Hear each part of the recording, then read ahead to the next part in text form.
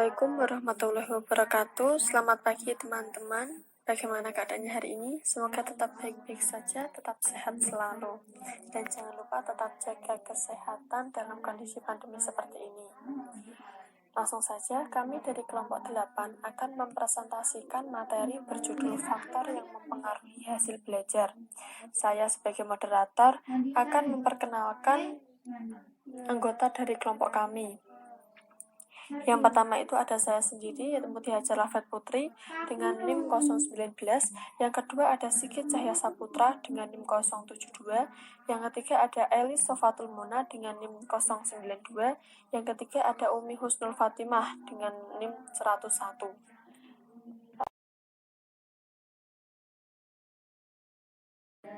Nah, langsung saja masuk ke latar belakang. Latar belakang dari makalah ini yaitu psikologi belajar bukan ilmu jiwa belajar seperti yang disebut orang beberapa dekade yang lalu, melainkan adalah sebuah disiplin cabang ilmu psikologi yang berisi teori-teori psikologi mengenai belajar, yakni teori-teori yang khusus mengupas cara individu belajar atau mempelajari sesuatu. Nah, belajar dapat didefinisikan sebagai aktivitas yang dilakukan individu secara sadar untuk mendapatkan sejumlah kesan dari apa yang telah dipelajari sebagai hasil dari interaksinya dengan lingkungan sekitarnya. Aktivitas di sini dipahami sebagai serangkaian kegiatan jiwa raga, psikofisik, menuju ke perkembangan pribadi individu seutuhnya yang menyangkut unsur cita, kognitif, rasa, afektif, dan kerasa psikomotorik. Baiklah, materi pertama akan dijelaskan oleh rekan-rekan saya dengan otomatis, jadi langsung disimak saja secara seksama. Silahkan. Saya akan menjelaskan mengenai pengertian belajar dan hasil belajar. Belajar merupakan proses internal yang kompleks yang melibatkan seluruh ranah-ranah kognitif, afektif, dan juga ranah psikomotorik. Proses belajar akan mengaktualisasikan ketiga ranah tersebut tertuju pada bahan belajar tertentu. Dalam perspektif psikologi, belajar adalah merupakan proses dasar dari perkembangan hidup manusia. Dengan melalui proses belajar tersebut, seorang individu dapat melakukan perubahan-perubahan kualitatif individu sehingga tingkah lakunya dapat berkembang. Belajar juga merupakan proses dalam tingkah laku menuju perubahan tingkah laku yang lebih baik, di mana perubahan tersebut melalui latihan ataupun pengalaman. Menurut Mustaqim, belajar yaitu proses perubahan tingkah laku yang relatif tetap yang terjadi karena latihan dan pengalaman. Perubahan-perubahan tersebut meliputi perubahan keterampilan jasmani, kecepatan perseptual, isi ingatan, abilitas berpikir, sikap terhadap nilai-nilai, dan inhibisi, dan lain-lain yang berhubungan dengan aspek psikis dan fisik. Jadi, dapat kita simpulkan, belajar adalah suatu proses yang terjadi pada individu untuk memperoleh perubahan, baik perubahan tingkah laku, pengetahuan, juga keterampilan yang mencakup aspek kognitif, afektif, dan psikomotorik yang berlangsung secara terus-menerus. Yaitu pengertian dari hasil belajar. Hasil belajar seringkali digunakan sebagai patokan ukuran untuk mengetahui seberapa jauh individu menguasai materi yang telah diajarkan oleh pendidik. Hasil belajar dapat dijelaskan dengan memahami dua kata yang membentuknya, yaitu hasil dan belajar. Pengertian dari hasil sendiri yaitu suatu proses akibat dilakukannya suatu aktivitas atau proses yang mengakibatkan berubahnya input secara fungsional, sedangkan belajar dilakukannya untuk mengusahakan adanya perubahan perilaku pada individu yang belajar. Jadi, hasil belajar adalah bukti keberhasilan yang telah dicapai oleh siswa, di mana setiap kegiatan dapat menimbulkan suatu perubahan yang khas. Perubahan yang timbul seperti keaktifan, keterampilan proses, motivasi, dan prestasi belajar. Jadi, hasil belajar adalah bentuk pencapaian perubahan pada suatu individu yang diperoleh melalui proses belajar. Perubahan tersebut meliputi perubahan kognitif, afektif, maupun perubahan psikomotorik yang terjadi dalam diri individu.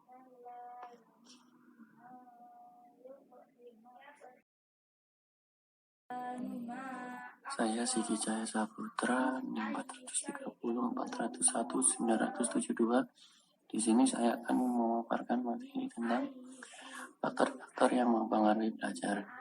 Di mana dalam faktor-faktor yang mempengaruhi belajar ini ada dua, yaitu faktor internal siswa dan faktor eksternal siswa. Yang pertama ada faktor internal siswa, di mana faktor yang berasal dari dalam diri siswa sendiri meliputi dua aspek, yakni aspek fisiologis atau yang bersifat jasmania, serta aspek psikologis atau yang bersifat rohania. Dalam pengertiannya sendiri, aspek fisiologis adalah kondisi jasmani dan tonus atau tegangan otot yang menandai tingkat kebugaran organ-organ tubuh dan sendi-sendinya. Dapat mempengaruhi semangat dan intensitas siswa dalam mengikuti pelajaran. Kondisi organ tubuh yang lemah apabila jika disertai pusing kepala berat misalnya, dapat menurunkan kualitas ranah cipta atau kognitif, sehingga materi yang dipelajarinya pun kurang atau tidak berbekas. Untuk mempertahankan tonus jasmani agar tetap bugar, siswa sangat dianjurkan mengkonsumsi makanan dan minuman yang bergizi. Selain itu, siswa juga dianjurkan memilih pola istirahat dan olahraga ringan yang sedapat mungkin terjadwal secara tetap dan berkesinambungan. Hal ini penting sebab kesalahan pola makan, minum, dan istirahat akan menimbulkan reaksi tonus yang negatif dan merugikan semangat mental siswa itu sendiri. Lalu ada aspek psikologis. Banyak faktor yang termasuk aspek psikologis yang dapat mempengaruhi kualitas dan kuantitas perolehan pembelajaran siswa. Namun, di antara faktor rohania siswa yang pada umumnya dipandang lebih esensial itu ada sebagai berikut, yaitu tingkat kecerdasan atau intelijensi siswa, sikap siswa, bakat siswa, minat siswa, motivasi siswa. Nah, intelijensi siswa adalah pada umumnya dapat diartikan sebagai kemampuan psikofisik untuk mereaksi rangsangan atau menyesuaikan diri dengan lingkungan dengan cara yang tepat. Jadi, intelijensi sebenarnya bukan persoalan kualitas otak saja, melainkan juga kualitas organ-organ tubuh lainnya. Akan tetapi memang harus diakui bahwa peran otak dalam hubungannya dengan intelijensi manusia lebih menonjol daripada peran organ-organ tubuh lainnya. Antara otak merupakan menara pengontrol atau hampir seluruh aktivitas manusia. Lalu sikap siswa adalah gejala internal yang berdimensi afektif berupa kecenderungan untuk mereaksi atau merespon tendensi dengan cara yang relatif tetap terhadap objek, orang, barang, dan sebagainya, baik secara positif maupun negatif. Jika melihat attitude atau siswa yang positif terutama kepada Anda dan mata pelajaran yang Anda sajikan merupakan pertanda awal yang baik bagi proses belajar siswa tersebut. Sebaliknya, sikap negatif siswa terhadap Anda dan mata pelajaran Anda, apalagi jika diiringi kebencian kepada Anda atau kepada mata pelajaran Anda, dapat menimbulkan kesulitan belajar siswa tersebut. Selain itu, sikap terhadap ilmu pengetahuan yang bersifat conserving, walaupun mungkin tidak menimbulkan kesulitan belajar, namun prestasi yang dicapai siswa akan kurang memuaskan. Lalu ada bakat siswa. Secara umum, bakat aptitude adalah kemampuan potensial yang dimiliki seseorang untuk mencapai keberhasilan pada masa yang akan datang. Dengan demikian, sebetulnya setiap orang pasti memiliki bakat dalam arti berpotensi untuk mencapai prestasi sampai ke tingkat tertentu sesuai dengan kapasitas masing-masing. Jadi secara global, bakat itu mirip dengan intelijensi. Itulah sebabnya seorang anak yang berintelijensi cerdas atau superior atau cerdas luar biasa atau very superior disebut juga sebagai talented child, yakni anak berbakat. Selanjutnya, minat siswa. Secara sederhana, minat atau interest berarti kecenderungan dan kegairan yang tinggi atau keinginannya besar terhadap sesuatu. Menurut Reber 1988, minat tidak termasuk istilah populer dalam psikologi karena ketergantungannya yang banyak pada faktor-faktor internal lainnya seperti pemusatan perhatian, keingintahuan, motivasi, dan kebutuhan. Lalu motivasi siswa. Pengertian dasar motivasi adalah keadaan internal organisme, baik manusia ataupun hewan-hewan yang mendorongnya untuk berbuat sesuatu. Dalam pengertian ini, motivasi berarti pemasok daya atau energi zat untuk bertingkah laku secara terarah. Dalam perkembangan selanjutnya, motivasi dapat dibedakan menjadi dua macam, yaitu motivasi intrinsik, motivasi ekstrinsik. Motivasi intrinsik adalah hal dan keadaan yang berasal dalam diri siswa sendiri yang dapat mendorongnya melakukan tindakan belajar. Termasuk dalam motivasi intrinsik, siswa adalah perasaan menyenangi materi dan kebutuhannya terhadap materi tersebut. Misalnya untuk kehidupan masa depan siswa yang bersangkutan. Eksternal siswa seperti faktor internal siswa, faktor eksternal siswa juga terdiri atas dua macam, yaitu faktor lingkungan sosial dan faktor lingkungan non-sosial. Nah, yang lingkungan sosial sendiri seperti para guru, para staf administrasi, dan teman-teman sekelas dapat mempengaruhi semangat belajar seorang siswa. Para guru yang selalu menunjukkan sikap dan perilaku yang simpati dan memperlihatkan suri teladan yang baik dan rajin khususnya dalam hal belajar, misalnya rajin membaca dan berdiskusi, dapat menjadi daya dorong yang positif bagi kegiatan belajar siswa. Lalu lingkungan sosial, faktor-faktor yang termasuk lingkungan sosial, gedung sekolah dan letaknya, rumah tempat tinggal keluarga siswa dan letaknya, alat belajar, keadaan cuaca dan waktu belajar yang digunakan siswa. Faktor-faktor ini dipandang turut menentukan tingkat keberhasilan belajar siswa. Rumah yang sempit dan berantakan serta perkampungan berlalu padat dan tak memiliki sarana umum untuk kegiatan remaja seperti lapangan voli, misalnya akan mendorong siswa untuk berkeliaran ke tempat-tempat yang sebenarnya tak pantas dikunjungi. Kondisi rumah dan perkampungan seperti itu jelas berpengaruh buruk terhadap kegiatan belajar siswa. Yang terakhir, faktor pendekatan belajar. Pendekatan belajar seperti yang telah diuraikan secara panjang lebar dapat dipahami sebagai segala cara atau strategi yang digunakan siswa dalam menunjang keefektifan dan efisiensi proses pembelajaran materi tertentu.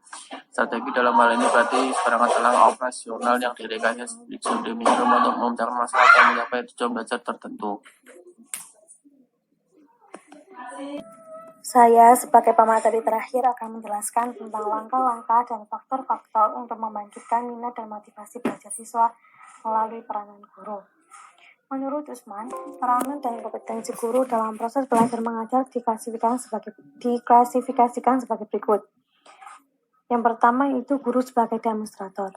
Guru demonstrator harus menguasai bahan atau materi yang akan diajarkan, harus belajar terus-menerus sehingga kaya akan berbagai ilmu pengetahuan. Yang kedua yaitu guru sebagai pengelola kelas. Guru pengelola kelas harus memiliki keterampilan dapat memelihara lingkungan fisik kelasnya, harus bisa membimbing pengalaman-pengalaman siswa setiap hari, harus menyediakan kesempatan bagi siswa untuk mengurangi ketergantungan kepada gurunya. Yang ketiga yaitu guru sebagai mediator dan fasilitator. Guru mediator dan fasilitator harus memiliki pengetahuan dan pemahaman tentang media pendidikan, memiliki keterampilan memilih dan menggunakan, serta mengusahakan media dengan baik. Yang keempat yaitu guru sebagai evaluator. Guru evaluator harus memiliki keterampilan melaksanakan penilaian, terus-menerus mengikuti hasil belajar yang telah dicapai siswa dari waktu ke waktu.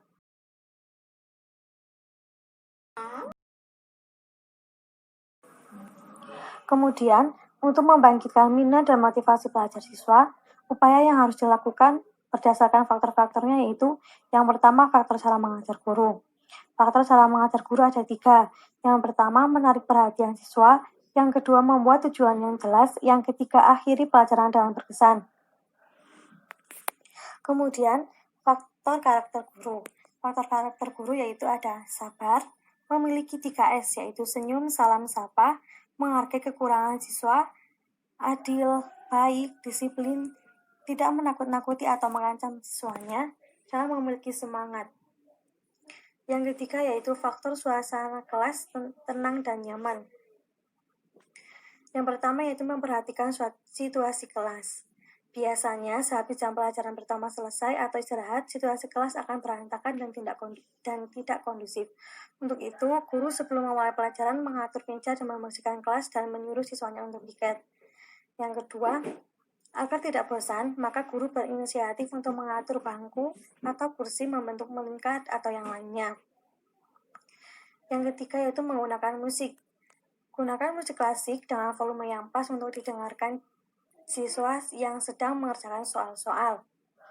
Yang keempat yaitu menempelkan peraturan, kebijakan, dan prosedur sekolah di anak kelas, daftar piket, organisasi kelas yang mudah dilihat siswa, serta menaruh tempat sama pada sudut ruangan.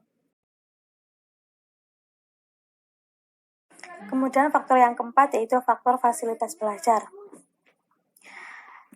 Yang pertama yaitu ada memilih alat peraga, yang kedua menggunakan fasilitas belajar yang ada di kelas untuk bermacam-macam kegiatan belajar dan mengajar agar mencapai hasil yang baik. Yang ketiga yaitu mengembangkan kemampuan siswa dengan cara presentasi menggunakan fasilitas belajar yang ada di kelas.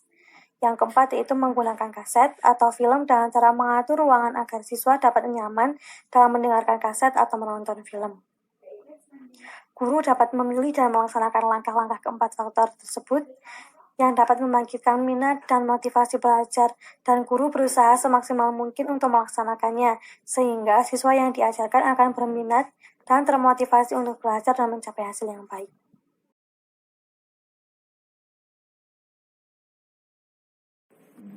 Baiklah, beberapa materi telah disampaikan oleh rekan-rekan saya. Nah, dari beberapa materi tadi, saya menarik sebuah simpulan, yaitu bukti dari keberhasilan belajar adalah terjadinya perubahan tingkah laku dari yang tadinya tidak tahu menjadi tahu, dari yang tadinya tidak paham menjadi paham, dan dari tadinya tidak mengerti menjadi mengerti. Tentunya dalam proses belajar, banyak faktor-faktor yang mempengaruhi hasil belajar seorang individu, baik itu faktor internal yang berasal dari dalam diri sendiri individu, maupun faktor eksternal yang berasal dari luar diri individu. Nah, faktor yang berasal dari dalam diri individu dapat dimulai dari kondisi individu, seperti kesehatan jasmani siswa, tingkat kecerdasan atau kemampuan yang dimiliki, minat dan bakat individu, serta motivasi individu. Sedangkan faktor yang berasal dari luar individu seperti pendidik, yaitu metode pengajarannya, cara memberi motivasi, serta bagaimana cara peserta didik menerima pelajaran dari pendidik. Selain itu, faktor yang lain yaitu sarana dan prasarana yang mendukung proses pembelajaran dan juga perhatian dari keluarga, serta pengaruh lingkungan teman sebaya.